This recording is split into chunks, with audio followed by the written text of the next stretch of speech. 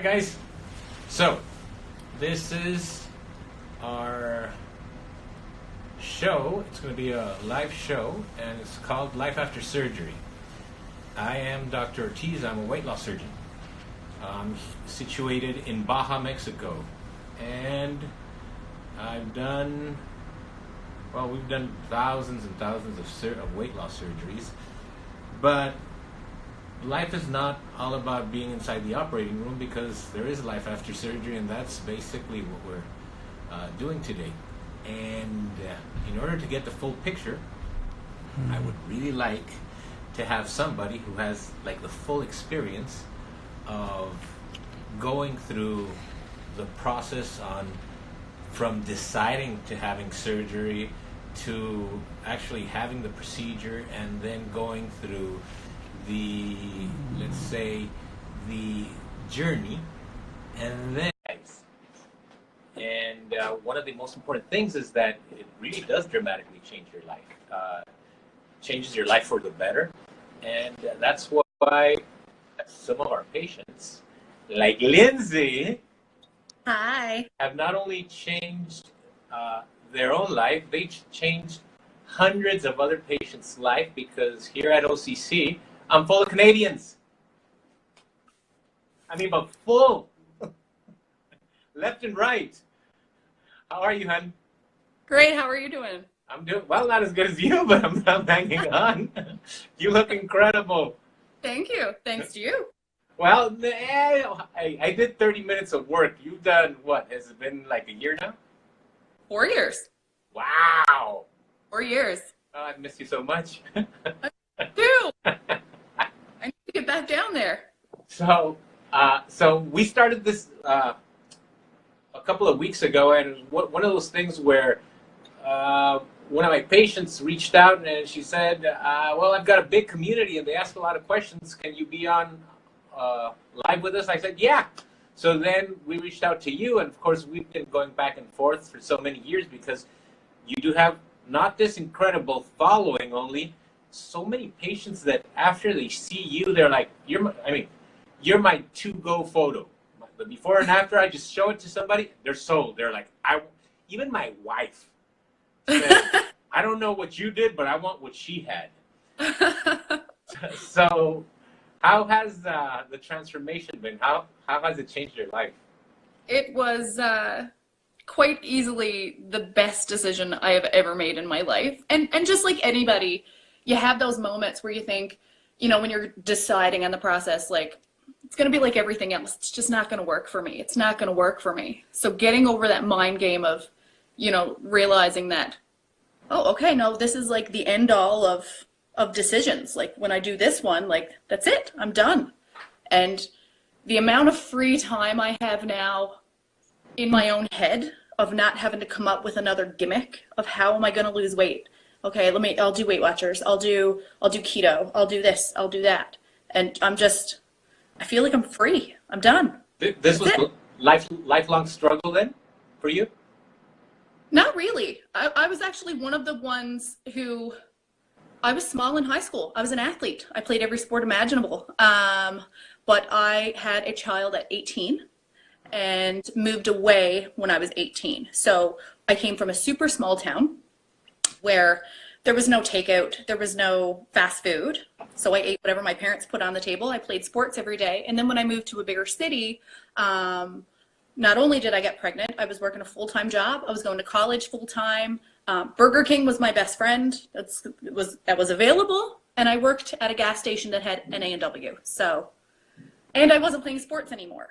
So I started to go downhill pretty rapidly. Everybody calls it the freshman 15, first when you start college. I gained, for me, it was about 40 pounds between July and when I went home for Christmas in December. So when I gained weight, I really, really fast. I think all through high school, I was no more than 140, 150 pounds.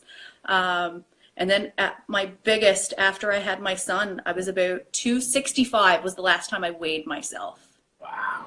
So how long of a period were you overweight till you finally said enough is enough?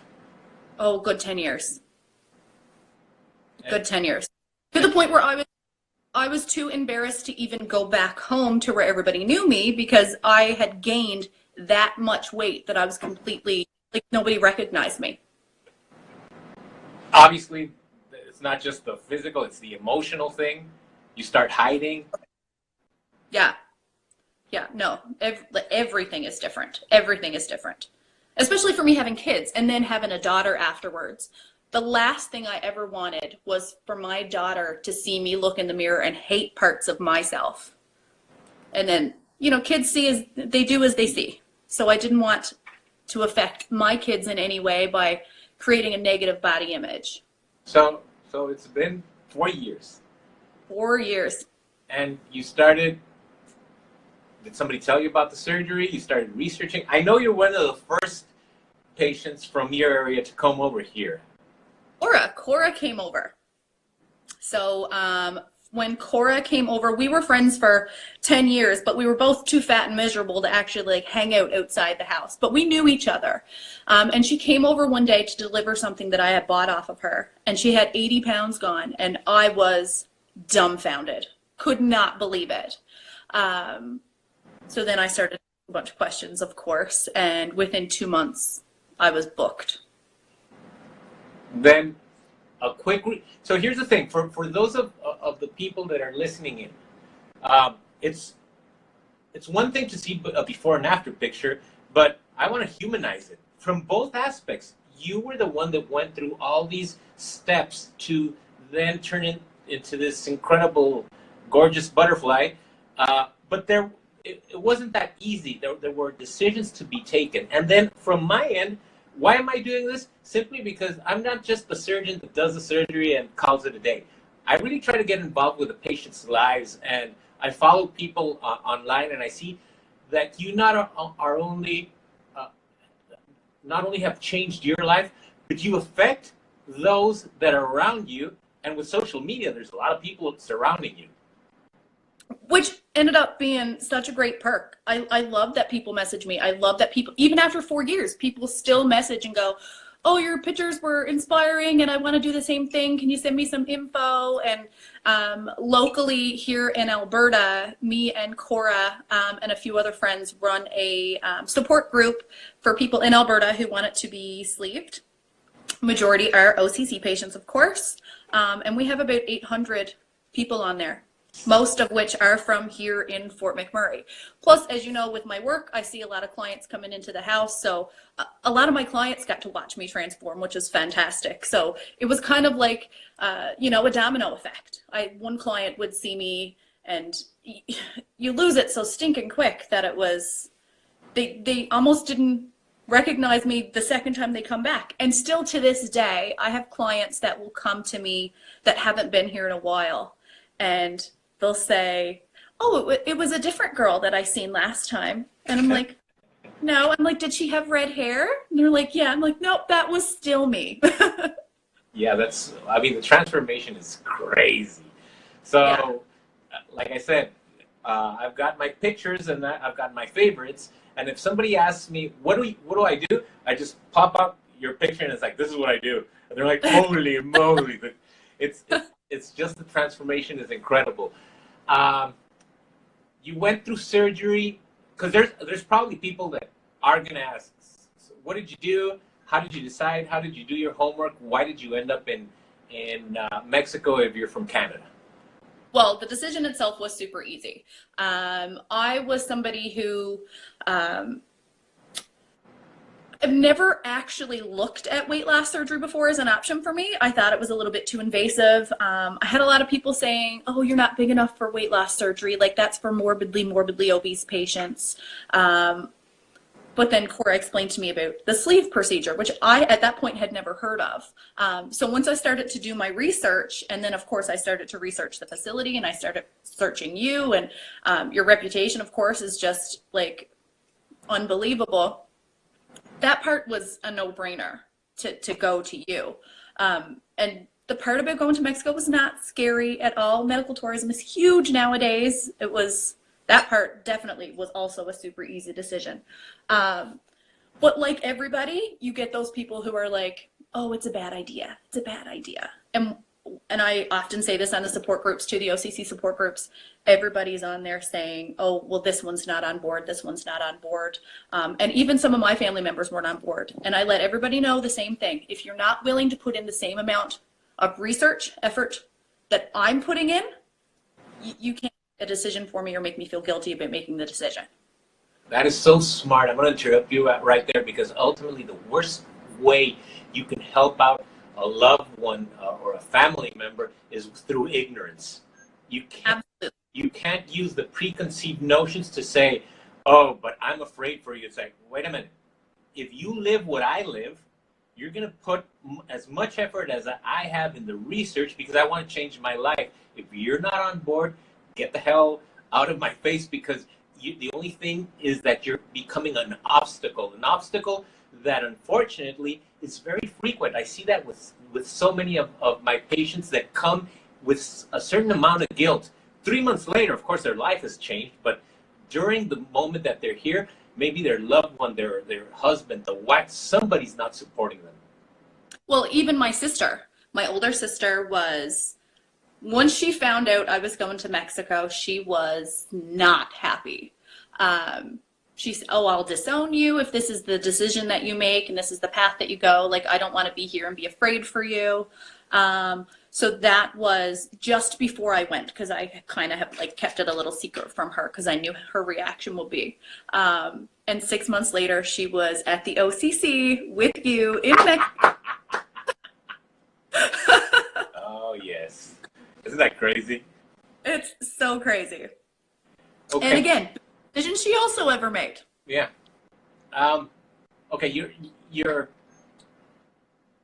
after picture has created such a stir, and your following is growing exponentially. How would you break down the group? Do you have people that are just interested, people that have undergone surgery, people that, I don't know, what is that group comprised of?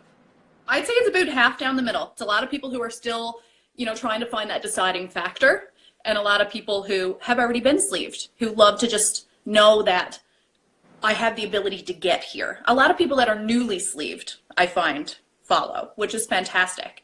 And I love both ends of that, because I love getting those questions, especially the ones that are still deciding, like, oh, I had some stupid questions first when I was making this decision. And I almost feel like I don't even want to give them the chance to ask them. I just want to give them the information, because I know that's what they're thinking in their head. Like when Cora was sleeved, I would want to go to Cora's house and I'm like, can I just come and sit down and watch you eat? Like, I want to make sure I can still eat. Yeah. Because you don't understand that you can still eat.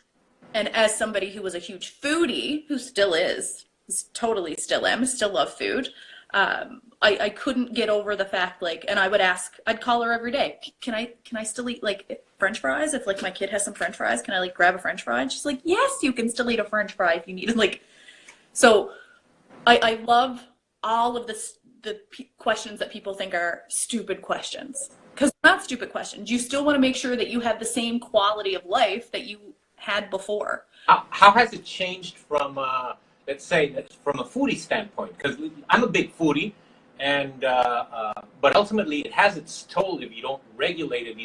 How has your palate changed, and how has your routine changed? For me, the biggest thing that changed is my cooking. So it's no more about quantity, it's about the quality of my food. I've always been a big fan of cooking, but it was not the greatest, you know what I mean? Like calorie wise, and I didn't really care as long as there was just a whole lot of it. But cooking now is extremely fun. And I like foods now that I didn't like before, which was totally weird to me. Yeah, that changes. But I enjoy good food, because it makes me feel good. And when I eat crappy food, it just makes me feel crappy. So I love being able to come up with different ideas. All I watch is recipe videos. And I'm still, like, I'll still go out and sit down to restaurants. I just make decent choices rather than, I'm not going to the worst thing on the menu anymore. And it's great to be able to order off the kids' menu. It's so much cheaper to do it this way. So you definitely have, there's something that opens up with so many of my patients, that suddenly they take stuff they originally used to consider food, they turn around and say that's not food, and then start looking at from the fruits, vegetables, your protein sources. Something suddenly clicks in your head that says, oh, this should be my priority. And of course, it's not only your priority just because you had surgery. Now you're living it. Now you know that now the food that you're eating is actually giving you that sustenance that's creating this new you. And your body starts to crave what it needs. Like, I know when I need protein. I 100% know when my body needs protein. I know when I need vegetables. And I'll make just like a huge salad and give myself like the best, choice of good vegetables. But your body really does kind of help tell you what it is that your body needs. Have you had any communication with those that already had surgery and afraid of the self-sabotage? Oh, yes. And I've had a lot of friends who have gained a little bit of weight back and got really scared and like start to panic and, oh, can I get re-sleeved? And one big thing I want to let people know is your body's going to find its comfort zone. So when I first got sleeved, I lost my weight fairly quickly. I followed all the rules. I never really broke any. And I went from 230 to 142. At 142 was my smallest, and I'm almost 5'6". At 142, I was wearing a size 2. And I'm 155 right now. So go ahead. I'm asking them. Let me see some before and afters over here.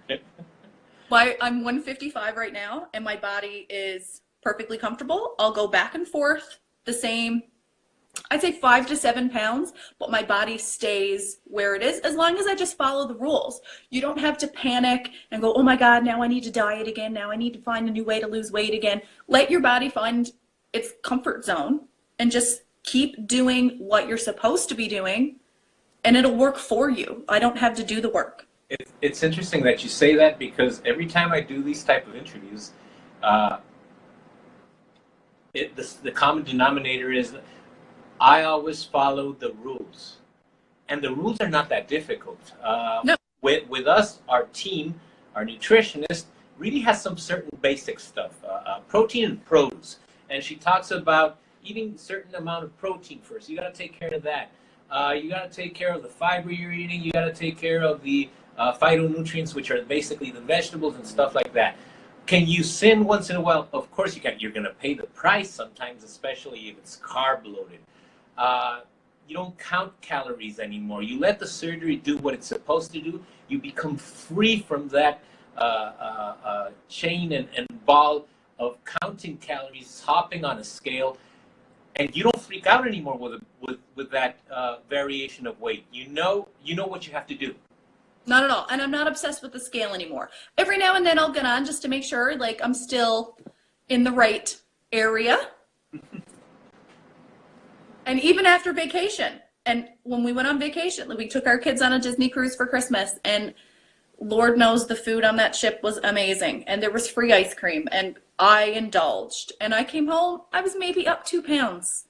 I can't consume what I could normally consume, so I didn't have to stress over it. I didn't worry. I didn't come back 15 pounds heavier. It was just, it's easy. And as long as I keep, honestly, for my rules, I just keep it very general. I eat my protein first, then my vegetables, then my carb. I never really have any room left for my carb, so I'm usually pretty good. Wow. All right. So how'd you become so hot? Was there number maybe? I don't know. Oh, wow. It's No. and what about the dark and devious thing? Where does that come from? That is my business name. Okay. Yeah, so I do spray tanning. So I think it's quite a little clever name. It kind of describes who I am. Yes, it does. It does. So I know you have a few minutes left. For those listening in, well, you've got your group that are thinking about this, and the group that already has undergone. the procedure or any type of procedure. Ultimately, when you've already had the procedure and you're going through this whole process, did you find obstacles that you said, if I go down this path, it's not going to be a good one? Did you find stuff like that, either physical or emotional, something that could have put this journey of yours in jeopardy? Absolutely. So, but I'm glad I kind of knew what I was getting myself into. So your basic obstacle, like for me, it was cooking for my family. So when I'm at the beginning stage where I can't really eat food, but I still have a family to provide for, I had to cook. And when I cook, I taste all my food to make sure it tastes great. So it wasn't exactly buyer's remorse, but I was just a little bummed. And you almost get a little food depressed. But I always say, before you start your pre-op, have your food funerals. Eat your face off before your pre-op. Have your funerals. And I did. And I probably gained 10 pounds before I even started pre-op. But I overindulged to the point where I almost was even sick of those foods. And I'm kind of glad I did it that way, because I didn't miss them for that, length of time. And people should be aware, like, the friends that are super close to you, let them know what you're doing. Let them know ahead of time, like, it's not going to change who I am as a person. You tend to lose a couple of friends when you better yourself. Misery loves company. So, be aware that some people are not going to be happy when you find that you are happy all of a sudden. Did you lose them? A lot. Lots. But you found new friends. Absolutely. Sleever friends are honestly the best type of friends. You have this incredible bond that is unbreakable, and you share so many things in common. And going out with a sleever friend is the best. You split one meal. It's fantastic. I mean, look, I've always said I've been at this for 20 years, and we've been in the forefront of the techniques, technology, the whole thing. But every single day is different here, and 6-7 surgeries a day. I walk each room, and usually I have a 20-30% of Canadian patients. Many know you. Many know the whole team up in your area. I've actually asked them to name a street over there after OCC or after me or something, because at this point. But this is life-changing, and we're blessed to bless others, because it's incredible. The before and afters are just the tip of the iceberg. Doing this, going back and forth and talking about the experience is probably something that you can't do all the time with all of your followers, but they're like, oh wow, this is very cool. But I never get sick of helping somebody else, ever. Love doing that. What about those that are thinking of having a procedure, which, by the way, the new science, the new research says, we were just at Oxford University lecturing, the new science says that even if you're not overweight and you have higher blood sugar, high blood pressure, high triglycerides, high cholesterol, sleep apnea, whatever metabolic disease, and even if you're not overweight, you still could be a candidate for weight loss surgery. Especially diabetics. I think, honestly, this should be a requirement for people who have those ailments, because it's a fix-all. It fixes it. You're done. And so what would be the message from you? Was there any fear at some point, or did the fear just fade? Of course. Honestly, just do it. Just take the leap. You're never going to find an easier path with the best support. Doing this way was single-handedly, in my 34 years, the best decision that I ever made. And I'm so glad I didn't wait. And everybody says the exact same thing. Everybody asks, do you have any regrets? The only regret is that I didn't do it a whole lot sooner. Yeah, I hear that all across the board, just not doing it sooner. Why? Because you linger on the unknowns, and it's so easy when there's people like you that are completely open, and I can send you a message and you'll answer right back and tell me, yeah, this, that, help you dissipate those fears, and suddenly you've got something that says, all right, the only thing that I really have is research on my side. Do your research, take the next right step. And the easiest step is basically really knowing that you're a candidate. And again, I said what we were saying, if 7 out of 10 people in the US and in Mexico, and maybe 5 out of 10 people in Canada are now overweight or obese, they're all candidates. You don't really have to be that overweight to be a candidate. And being things how they are now, with the advancement in technology, we do a lot of Facebook Live surgeries. So, and I do them because I'm a show off. Now, I really do them because they're so straightforward here in our hands. It's a 15-minute procedure that once you go inside the operating room, because I do the 360 ones, where virtual reality, where you can swivel your cell phone around and you're exploring the actual surgical procedure. It takes literally 15 minutes. I explain the procedure, but that usually gives the patients peace of mind. They're like, oh, it's not that big. Have you seen those? Yes. And everybody else, well, how was the surgery? How was the surgery? I'm like, I walked in, I hopped up on the operating table myself. 45 minutes later, I'm walking the hallway. It was a piece of cake. It's a piece of cake. It's so easy. Well, I've never felt good. Like, I've had laparoscopic procedures before because I had knee damage from when I was an athlete. I certainly wasn't up and walking around after, but it's a piece of cake. all right, so I think we're out of time. You got to go do some stuff, and I got to stick my head in the operating room. But what we're going to do is, if you don't mind, I'd love to do this again very, very soon. Probably ask all the followers to have some questions. And maybe during this time between this one and the next episode, maybe you can collect some questions and we can take some topics. I can invite my nutritionist over here. She's got so many great tips on cooking. I do a lot of cooking myself at home, and I've got some very crazy keto recipes, Mexican chile rellenos and stuff like that. We do a lot of interesting stuff because I cook. I do 7 surgeries a day, and then I go back home and cook for the wife. Because she's Mexican, she makes me cook. So let's figure out another date. Let's find 2 or 3 topics, and we'll set up something else in the near future. I'm in. Beautiful. I so much appreciate your presence. My pleasure.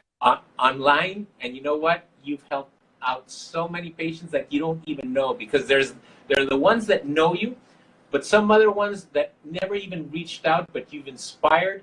They've come down here, they've had their procedure, they've gone back home, and they've changed their lives. So thank you for what you do.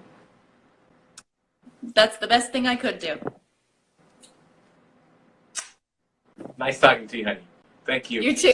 Bye. Bye.